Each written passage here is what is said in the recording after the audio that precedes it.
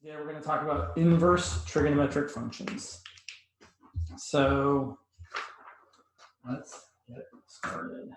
Also, if I need to move my board up or down, please let me know. I think it's positioned well, but I'm happy to move it. If you write something in the chat and I don't see it, please say words and I will definitely try to hear what you're saying. Okay, so inverse trig functions.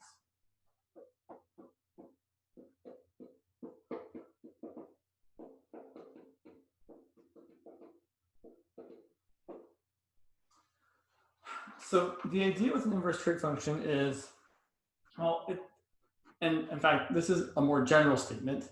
When someone says something about an inverse function, you should really be thinking it's a function that undoes what another function does. So I'm actually going to start with a different example first.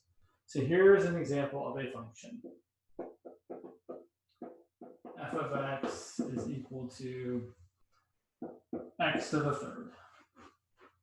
You input a number, you get that number. So for example, f of 2 is equal to 2 cubed, which is 8.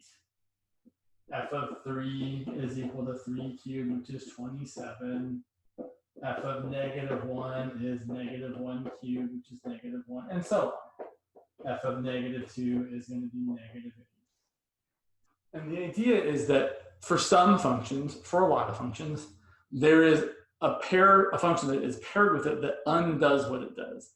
In this case, the function that undoes cubing something is cube rooting something. So here the inverse function would be the cube root of x. And what the inverse function does is it interchanges the role of x and y. So here, if you input an x of 2, you get out a y of 8. And over here in this function, the opposite thing happens, or the inverse thing happens.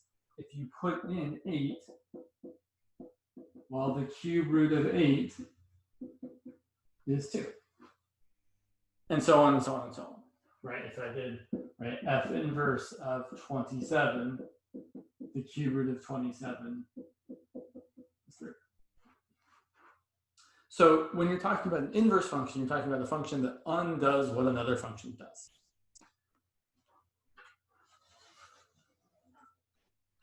Sometimes there's not a good name for the inverse function other than just calling it the inverse function.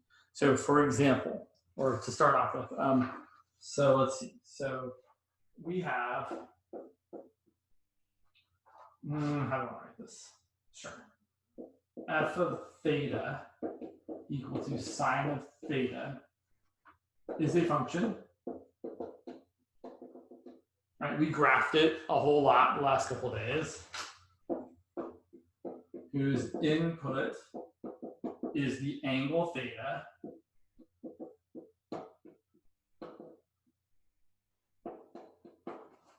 and whose output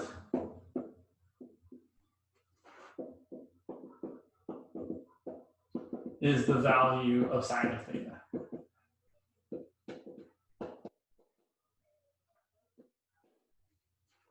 So right, so you input an angle, you get out a value. Sine of pi over 3 is the square root of 3 over 2, for example, or sine of pi over 6 is 1/2. So what we want, if we want the inverse function, we want the function that undoes what this does. So instead of putting in an angle and getting out a value, we want to flip it. We want to put in the angle, sorry, said that wrong. We want to put in the value and we want to get out the angle that corresponds to it. So we want to invert the relationship.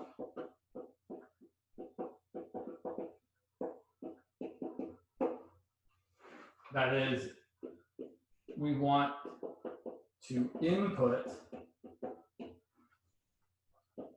the value of whatever sine of theta is and get the output to be just the angle theta. So that's what we're trying to do.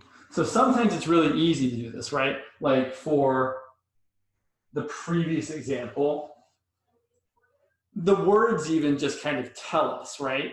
How you undo a cubic power, you do a cube root. It's pretty, I think, clear with the language here that these two functions are inverses of each other because they undo what the other one does. If you cube something and then you cube root the same thing, or you cube root the result, you get the thing back that you started with. The problem with there's no good name for the inverse sine function other than just the inverse sine function. So here's what we're going to call it. We're going to say that if f of theta is equal to sine of theta is equal to some value, which we're going to call x for the moment, then we're going to say that f inverse of x is equal to the inverse sine of x is equal to theta.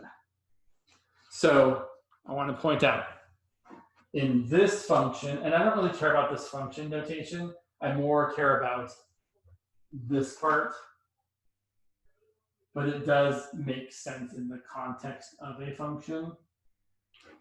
So if sine of an angle is equal to the value x, then the inverse sine of the value x is going to equal the angle theta.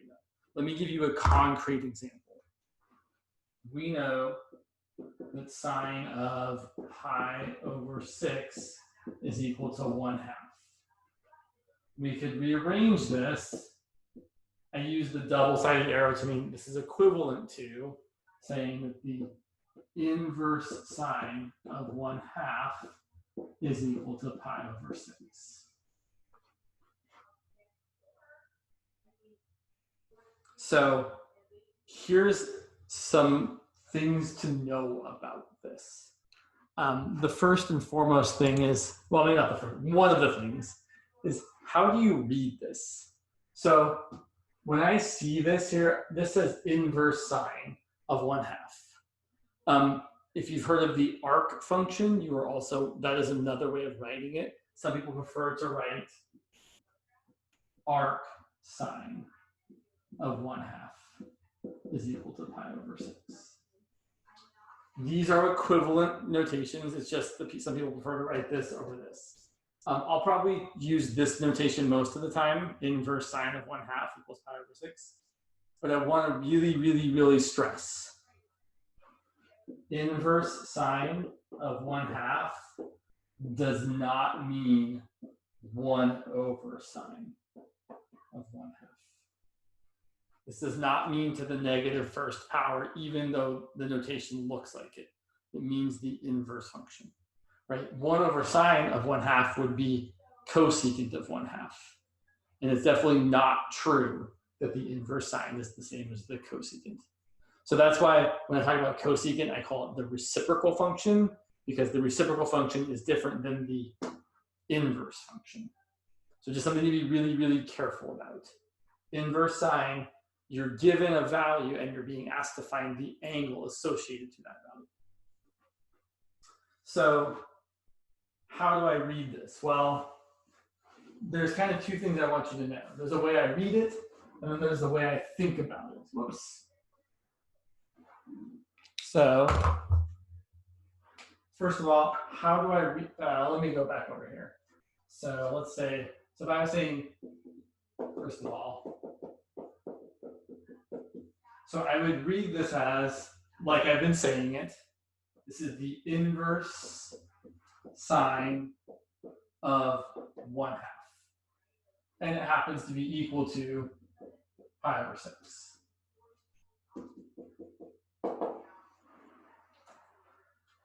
But more importantly, I want to tell you what I think when I see this. So when I see inverse sine of 1/2, here's what I'm really thinking. Some of my colleagues like to do this where they draw like a thought bubble. I'm not so good at drawing, so we'll give it a shot here. So when I see inverse sine of 1/2, here's what I think. I think, okay, I'm looking for the angle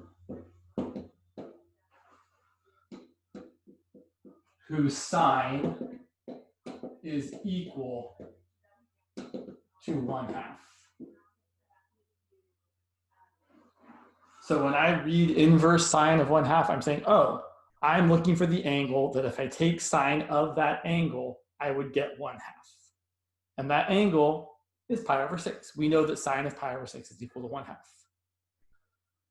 Okay, let's see. Yeah. So now an important distinction.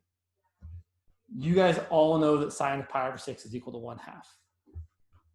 But you also know another angle. Yeah, let's go over here.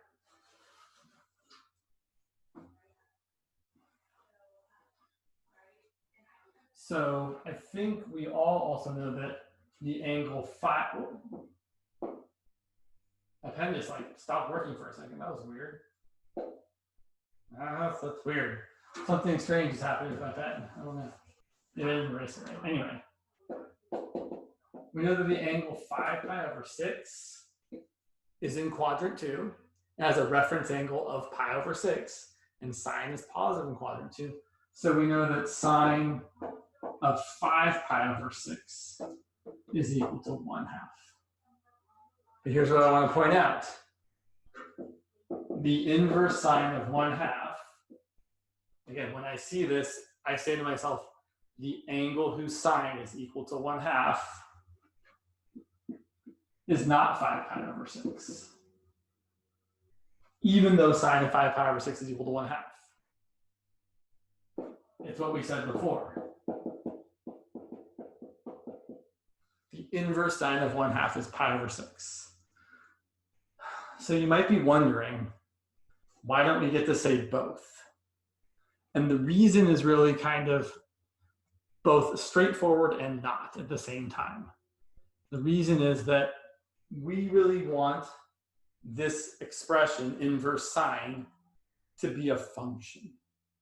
And to be a function, when you put something in, you can only get one thing out. It's called passing the vertical line test, is another way of thinking about it. So let me draw you a picture. Yeah, I noticed this. A picture you already know.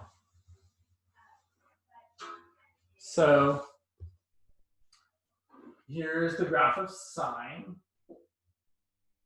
And I'm going to call the x-axis the theta axis for a second. And I'm going to say that f of theta is equal to sine theta. I'm going to draw the usual period from 0 to 2 pi. So there's my 2 pi, there's 1, there's -1. We break it up in half, and half, and half. Start at 0, top, middle, bottom, middle. So there's y equal to sine of theta, or f of theta equal to sine of theta. And now if we interchange the role of y and x, so you can think of this as, or you can think of it as y equal to sine of x.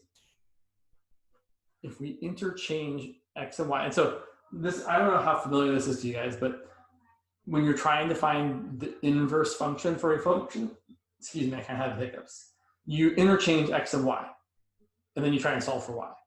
So if we interchange x and y, I get x equal to sine of y, which just flips this up onto the y-axis. And all my x and y points interchange values. So instead of 0, 0, I get 0, 0. Instead of pi over 2, comma 1, I get 1, comma pi over 2. And instead of pi, comma 0, it kind of feels like it's like doing something weird. I get 0, comma pi. Instead of 3 pi over 2, -1, I get -1, 3 pi over 2. And I also want this point over here. Instead of negative pi over 2, -1, I get -1, negative pi over 2. So it's going to look like the sine function, but instead of being on the x-axis, it's going to be along the y-axis, which is kind of weird. So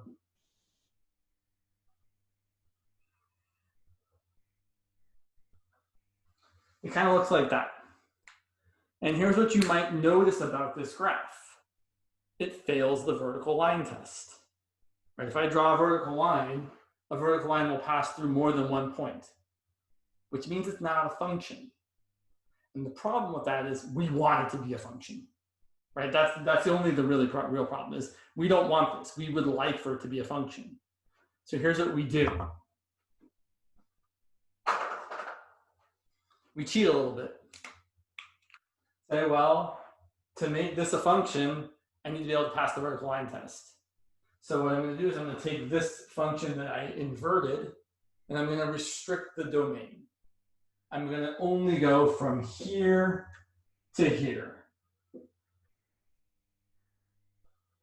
Because in this section here, this part passes the horizontal line test, meaning it's 1-to-1, which means its inverse will then pass the vertical line test. Because if I just go from here to here, that corresponds to this point to this point. And if we look at this little section right here, this section in this weird blue-orange color that I've made by drawing orange on blue, this section is a function. It does pass the vertical line test. So I'm going to redraw it. So I'm going to redraw that, but I'm just going to draw that part. So I have a domain that goes from -1 to 1, and a range that goes from -π/2 to +π/2. And I have this point and this point and this point.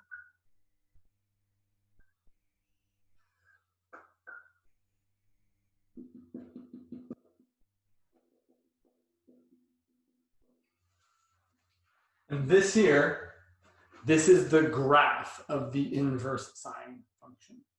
So I would say this is y equal to inverse sine of x. Or if you prefer, and I kind of prefer, theta equal to inverse sine of x. Where this is the x-axis here, and this is the y or theta axis up here. So the y values are the angles, and the x values are the values you would usually get by taking sine or cosine of that angle. And now here's the really, really important thing to see. The range of this function, the y values I get, go as low as -π/2 and as high as +π/2. And I can't have any answers outside of that. So that's on that side.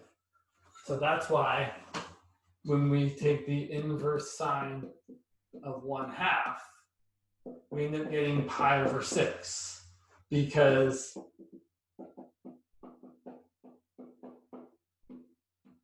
π/6 is too big. We have all collectively decided, and this is really just mathematicians got together and kind of chose, we're going to pick this range for the inverse sine function. Now it's a good choice. It's probably the best choice that you could make. But when we take the inverse sine of a value, we expect to get angles that are between -π/2 to 0, which is quadrant 4, and 0 to π/2, which is quadrant 1. So that's what we're going to say. Yeah.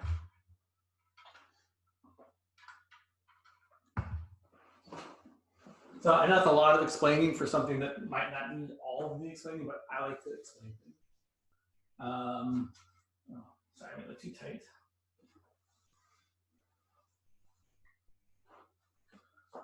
So I'm going to say this again.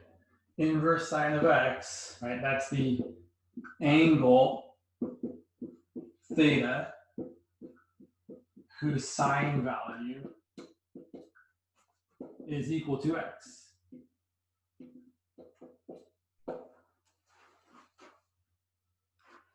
And furthermore, theta must be between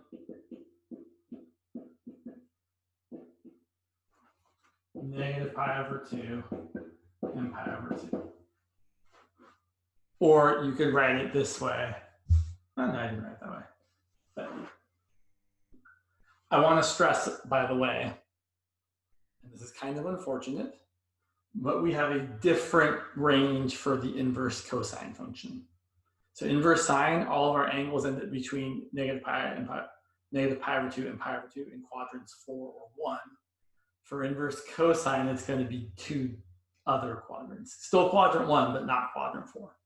Okay, well, let's do a couple things. So we've already said this one a couple times. The inverse sine of 1/2 is equal to pi over 6. And that's because sine of pi over 6 is equal to 1/2. So then we want to ask, what's the inverse sine of negative 1/2? And this is where the inverse sine function is actually really nice. So if I'm trying to find the inverse sine of negative 1/2, I really only need to know the inverse sine of positive 1/2. If the inverse sine of positive 1/2 is pi over 6, the inverse sine of negative 1/2 is negative pi over 6. Here's how I know. Negative pi over 6 is in quadrant 4, right? Because instead of going this way around the unit circle, if it's a negative angle, we go clockwise this way. Right, so if we go pi over 6 that way, that's an angle of negative pi over 6. We know for sine of pi over 6 is 1/2. But since negative pi over 6 is in quadrant 4, we know that sine of negative pi over 6 is equal to negative 1/2. Because of the quadrant we're in, right? Quadrant 4, sine has to be negative. There is no choice. So more generally speaking, the really nice thing about the inverse sine function, and it's not true for inverse cosine, but for inverse sine, if you know inverse sine of a positive value is equal to a positive angle, you know the corresponding inverse sine of a negative value is the same corresponding negative angle. So let me show you another one.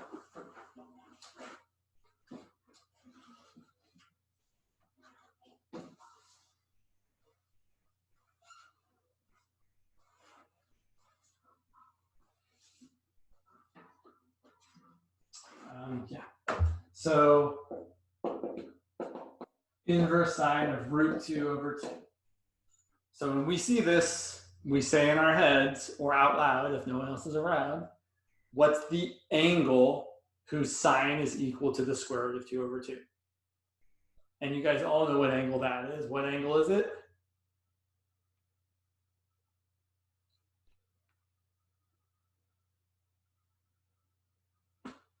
You're letting me down. I'm dying. It's pi over 4. Yes, thank you. Exactly. It's pi over 4 because sine of pi over 4 is equal to the square root of 2 over 2. And then it's a really small jump to see that if this is equal to pi over 4, then the inverse sine of negative root 2 over 2. So again, now we're looking for the angle that if you take sine of that angle, instead of getting positive root 2 over 2, you get negative root 2 over 2.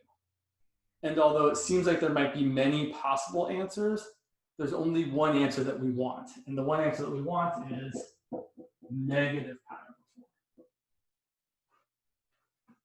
over 4. Not 5 pi over 4, not 7 pi over 4. Even though it is true that sine of 5 pi over 4 is also equal to negative root 2 over 2. And that sine of 7 pi over 4 is also equal to negative root 2 over 2.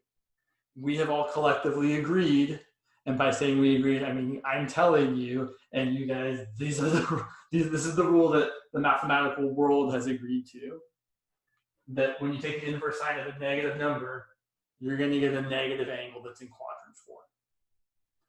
Not 7 pi over 4, which is also in quadrant 4, but negative pi over 4.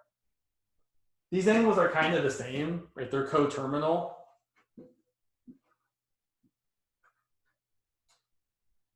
there's negative pi over 4, and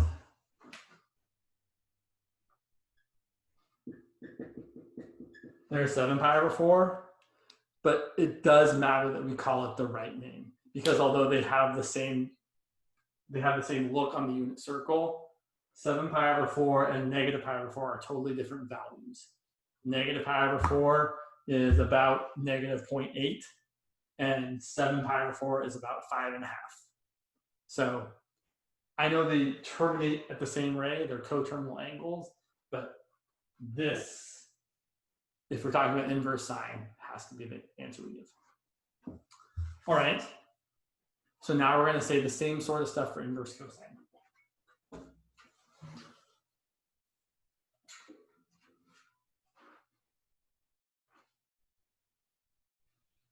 And cheat a little bit.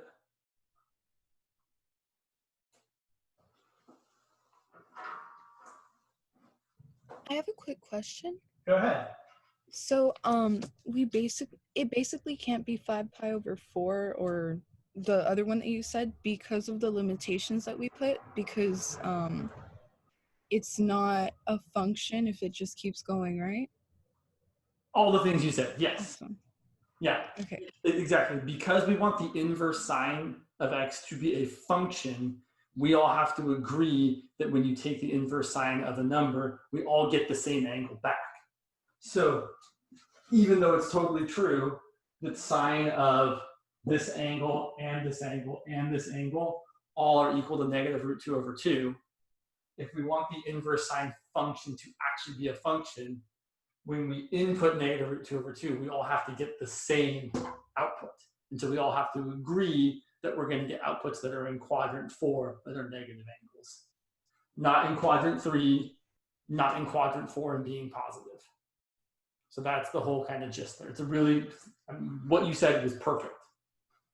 Whoever said that, I didn't see who it was, but thank you for saying it. And the same thing is going to be true for cosine. Same sort of thing.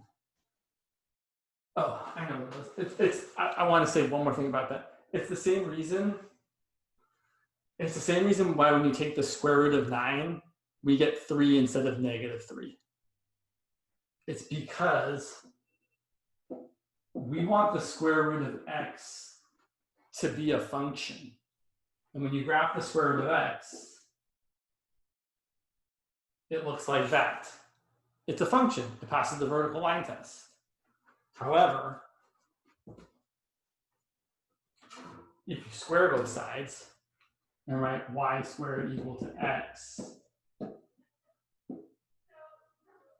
which looks like that, it's no longer a function. So when we did this, we decided, well, we're not going to take both of these. We're going to take just the positive square roots. So really, it's not that the square root of 9 couldn't be negative 3. It totally could, because negative 3 times negative 3 is 9. But it's that we together, just like for inverse sine, have decided that when you take the inverse of the square function, right, we're really inverting y equal to x squared and getting x equal to y squared and then solving for y. We don't want the plus or minus. We want it to be a function. If we have this, it's not a function. So we all got together and were like, well, do we want the positive roots or the negative roots? And we decided on the positive roots. So that's the, sorry, sometimes we kind of just make, we mathematicians, we kind of just make arbitrary choices about, well, we want something to be a function, we're going to cut off half of it, or a whole almost like infinite amount of it, so that the remaining part is functional.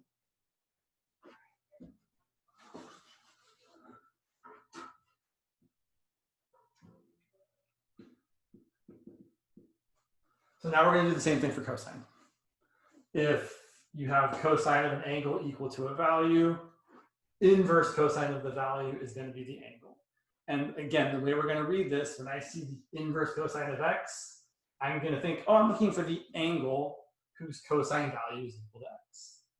Now, the difference here is we're not going to have outputs that are in quadrant 1 and quadrant 4.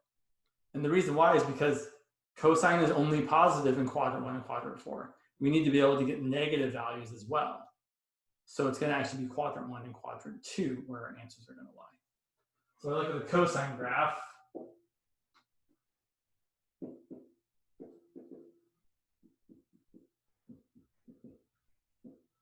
Right, it does this kind of deal.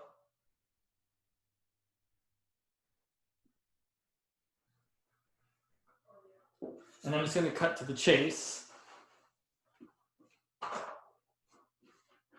You know, I just thought about what that term actually means. Interesting. I never, like, I guess it's about like getting to the chase part of the movie, which is the exciting part. We're going to cut to the chase. We're going to get to the exciting part. Yeah, I feel a little dumb for just realizing what that actually means, but oh well, it's fine. Learn something new every day. We're going to, I feel like this pen is too, I want to ruin a different pen. Sorry, where's a grosser pen to ruin? Yeah, this one definitely. So we're going to restrict this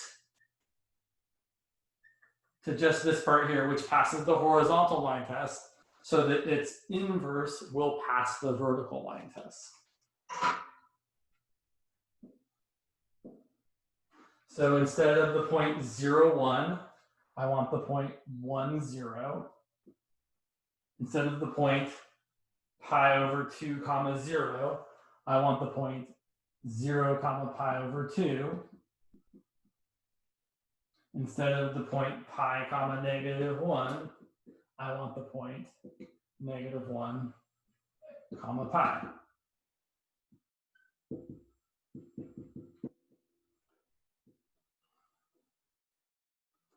And hopefully you guys can see that if I extended this graph anymore, right, like if I kept going this way or this way, I would no longer be a function because I would fail to pass the vertical line test. So in a similar way to how the inverse sine function has a range from negative pi over 2 to pi over 2, the y equal to inverse cosine of x function has a range of 0 to pi. Meaning, when we find the inverse cosine of a value, the angle we get either has to be an angle in the first quadrant or in the second quadrant, right? First quadrant, 0 to pi over 2. Second quadrant, pi over 2 to pi.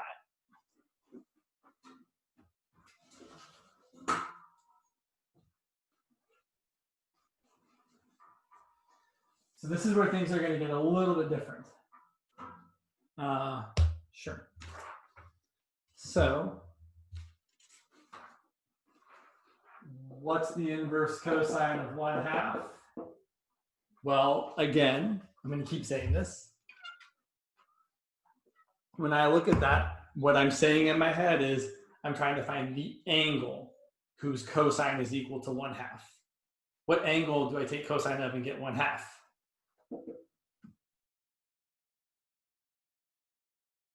Anybody? Anybody?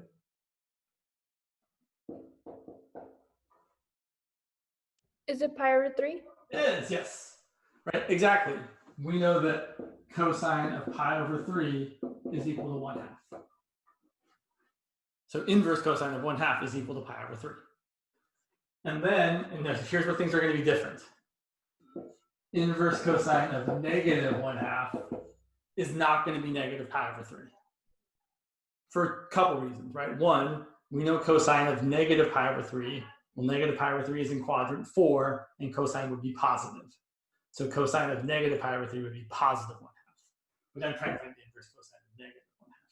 The other reason also is that we already know that our answers have to be between 0 and pi.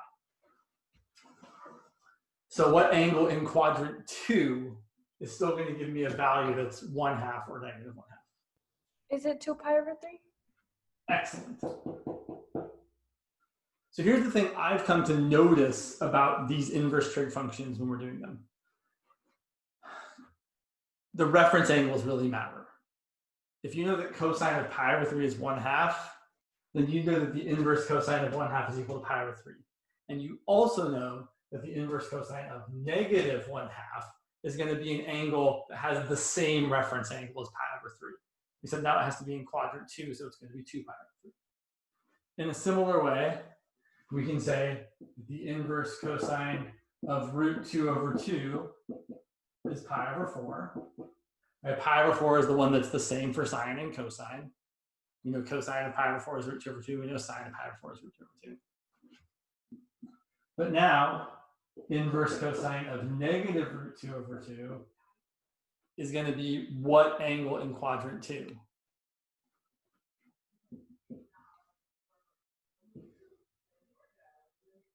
It'd be 3 pi over 4. Exactly. Has to be the same reference angle, but now we're in quadrant 2, so it's 3 pi over 4. So that's kind of the idea. If it's positive, so if it's inverse sine or inverse cosine or inverse tangent, which we'll talk about in a minute, of a positive number, you're going to get an angle in quadrant 1. If it's inverse trig function of a negative number, then if it's inverse sine, you're going to have an angle in quadrant 4. It's just going to be the negative of the angle you already had. And if it's inverse cosine, you're going to have an angle in quadrant 2, whose reference angle is still going to be the same as the angle you already had. So if you know your reference angles, these shouldn't be too terrible. So let's talk about inverse tangent for a minute.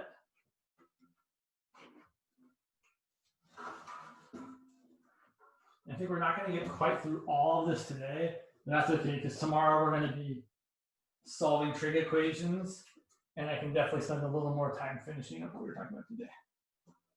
So, so we didn't graph tangent, so I don't really want to worry about graphing tangent. I just kind of want to describe inverse tangent the same way we talked about inverse sine and cosine. So the nice thing about tangent is it essentially has the same, or sorry, inverse tangent is that it has essentially the same range as inverse sine. So we know that y equals to inverse sine of x has a range of negative pi over 2 to pi over 2. Meaning, when we find inverse sine of x, we get an angle in quadrant 1 or quadrant 4. Positive in quadrant 1, a negative angle in quadrant 4. The nice thing about tangent is it's virtually the same. So y equal to inverse tangent of x has a range of negative pi over 2 to pi over 2. You'll notice it's slightly different, right? We've got parentheses instead of brackets because the negative pi over 2 and the pi over 2 are not included in the range for inverse tangent. The reason being, well, we previously found tangent of pi over 2 to be undefined, right? So if tangent of pi over 2 is undefined, then there's no way that there isn't a value that you can take inverse tangent of to get pi over 2 back. I think that makes sense. I can say it again though if you want. So basically I'm just saying, right? Tangent of pi over 2,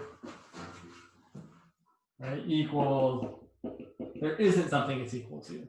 So there isn't something we can take the inverse tangent of so that the angle is pi over 2 in the first place. But the bigger picture here, the more important point is that if you take the inverse tangent of a value, you're going to get an angle that is also the same way in either quadrant 1, a positive angle, or quadrant 4, a negative angle. So again, this is the angle whose tangent is equal to x. And we're going to get angles in quadrant 1 or quadrant 4. Again, if it's a positive value there, your answer is always an angle in quadrant 1. If it's a negative value there, or in the inverse cosine function, your angle is always an angle either in quadrant 4 for these two dudes or quadrant 2 for inverse cosine. inverse cosine's kind of like the outlier, if you will. I will point out that we're not really going to discuss the other three trig functions in this context.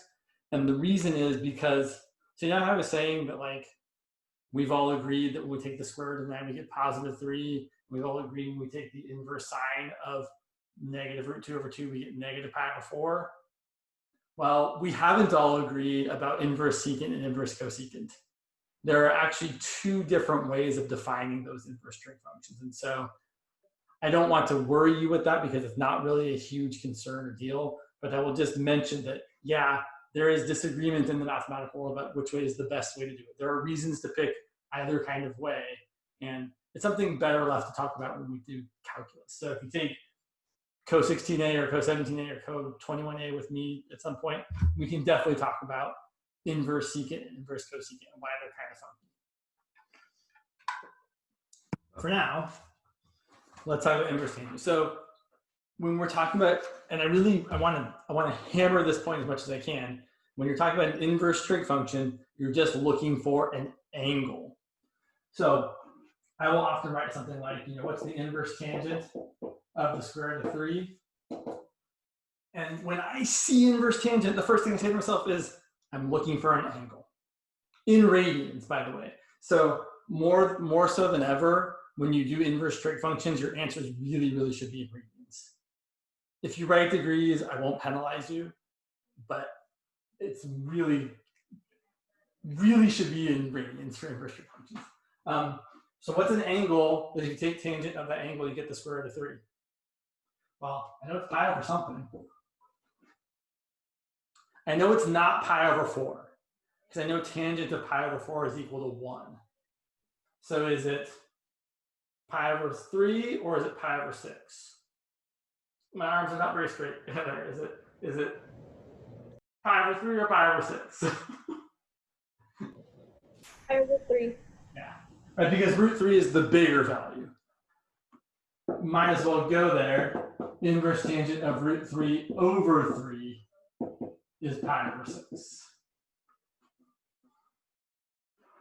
What's the inverse tangent? So here's my opinion. I like inverse tangent and inverse sine better because they are easier to deal with. If I know inverse tangent of root 3 is pi over 3, I know inverse tangent of, negative root 3 is automatically negative pi over 3. You don't have to think about it. If it's negative here, you just change it to a positive, find the positive answer, and then change it back to negative. And in a similar way, we know that inverse tangent of negative root 3 over 3 has to be negative pi over 6. So inverse tangent and inverse sine are really nice in that way, in that if you know the positive ones, you by default know the negative ones by just throwing a negative sign on everything. Cosine, for the negative ones, you have to look in quadrant 2 to find your angle. So that's most of how the inverse trig functions work. You're given a value and your job is to find the angle that if you did that trig function to that angle, you would get the value that you started with. So I'm going to say it one more time. When you are finding an inverse trig function of a value, you're looking for a what? Starts with an A. A, kind of looks like, it's weak. Angle? Yes, we're looking for an angle, always when we're finding an inverse trig function. Okay. So now we're going to change it up a little bit. In the last, we got 4 minutes. I'm definitely going to do more of this type of example tomorrow because I have a few more examples than just the 1 or 2 I'll get through right now. But now we're going to take, oh, come on, paper.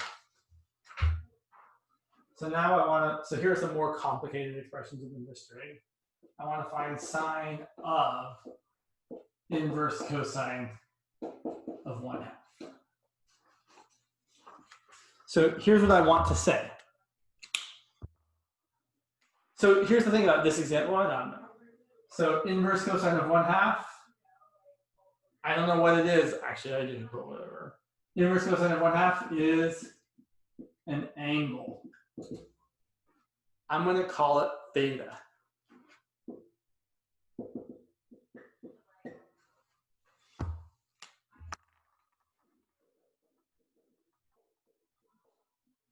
And while in this case, I know that some of you already know what the angle is, I'm going to pretend like we don't know what the angle is. Because in the next example, we're not going to know what the angle is. But here's what I do know. Whatever this angle is, theta, I know that cosine of this angle should equal 1/2.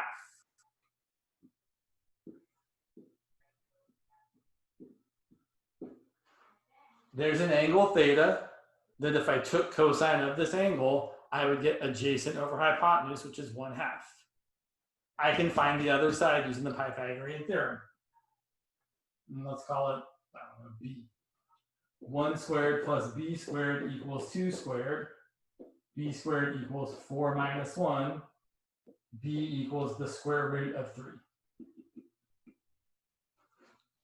So what's sine of this angle? Well, sine of this angle is opposite of hypotenuse, which is the square root of 3 over 2. So I could write that sine of inverse cosine of 1/2 is equal to the square root of 3 over 2. I also could have done this by knowing that inverse cosine of 1/2 is actually the angle pi over 3.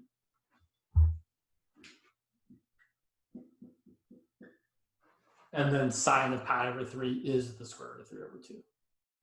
But that only works if you happen to have a value here that corresponds to an angle that we know.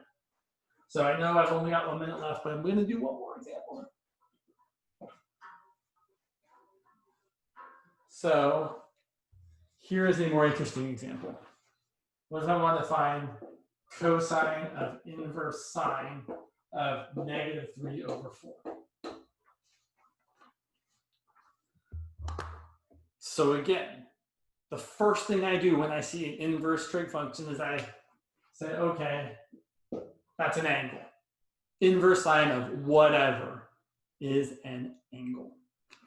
And then I'm going to draw a picture so that sine of my angle is equal to -3/4. I'm actually not going to bother with the negative. I'm going to draw a picture.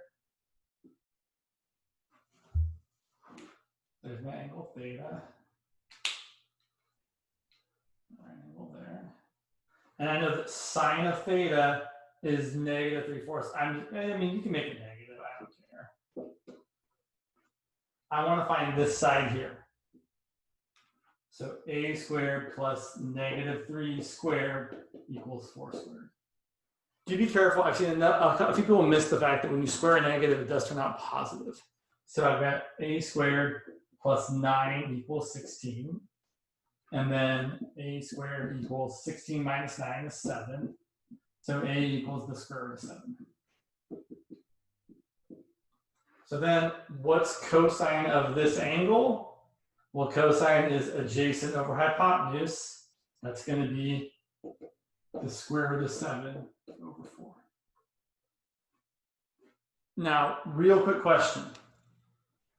How do I know it's positive and not negative? Well, here's how I know. Inverse sine gives me an angle. What quadrant does the angle for inverse sine have to be in? Well, what are my choices? Someone was saying something before I interrupted. The first one. Quadrant 1, or what other quadrant is possible for inverse sine? Quadrant 4. Right. Either one of those quadrants, cosine is still positive. So we don't even really have to think that hard about it. Cosine, no matter what, is going to be positive in this case. Now, I know we're out of time, but I just want to say one more thing. If instead it was tangent of inverse sine of -3 over 4. Well, tangent is opposite over adjacent. But now I have to really ask the question, is it positive or is it negative? Well, this angle, what angle is this quadrant? What quadrant is this angle actually in? Is it quadrant 1 or is it quadrant 4? Well, I'm taking the inverse sine of a negative number. which means sine of my angle has to be negative, which means my angle can't be in quadrant 1 because sine of an angle in quadrant 1 is positive. So this angle, even though I don't exactly know what it is, I know it has to live in quadrant 4. And in quadrant 4, tangent is negative. So this would be negative 3 over root 7, which would be negative 3 root 7 all over 7. All right, I've talked too long.